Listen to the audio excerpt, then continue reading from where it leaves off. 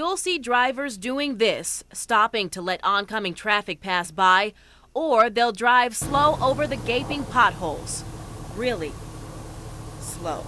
We've got potholes and we've got places that are just washed out. Danny Walker and other residents who live nearby say it's not only a bumpy ride, but the ups and downs along the road have caused wear and tear on their cars. We've had to replace the front hubs on it once, shocks on it, and it's just dangerous. And that's not all. Small parts like these come off and tires get ruined. I've even had a blowout on my car and then have to buy a new tire. They patched and patched and patched, and now it's really terrible. In the early 90s, they came and redid this road. Marianne Hill lives on Glendale Road. She says this strip of concrete has had decades of problems. Well, they redid our bridge, this is right here, about 5 years ago. And they didn't. They just did the part on either side of the bridge. They fixed it, and that's crumbling too.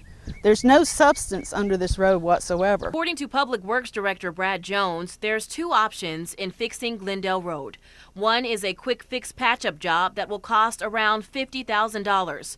The construction requires fewer ingredients. It's cheaper, but the road won't last very long.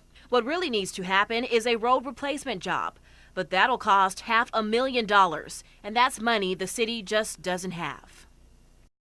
And so with no money to fix the road, residents I spoke to say they're just going to have to deal with it, even if that means facing potholes that measure several inches wide and several inches deep.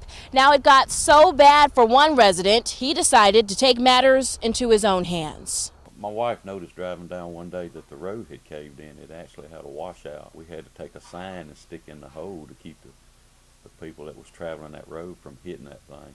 This is David Murhead. He's a mechanic and owns a local tire shop. Remember these parts I showed you earlier? Well, according to David, the owner of the car had to come up with hundreds of dollars to have their vehicle repaired.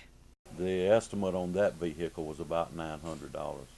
It did that much damage to it. The very thing that happened to that vehicle, had it happened on that road, especially with another car coming, I mean, it could have been a terrible situation. Murhead recommends drivers take precautions. If you have to drive over the holes in the road, drive slowly. Try to avoid them altogether by letting oncoming traffic pass by and then go around the obstacle.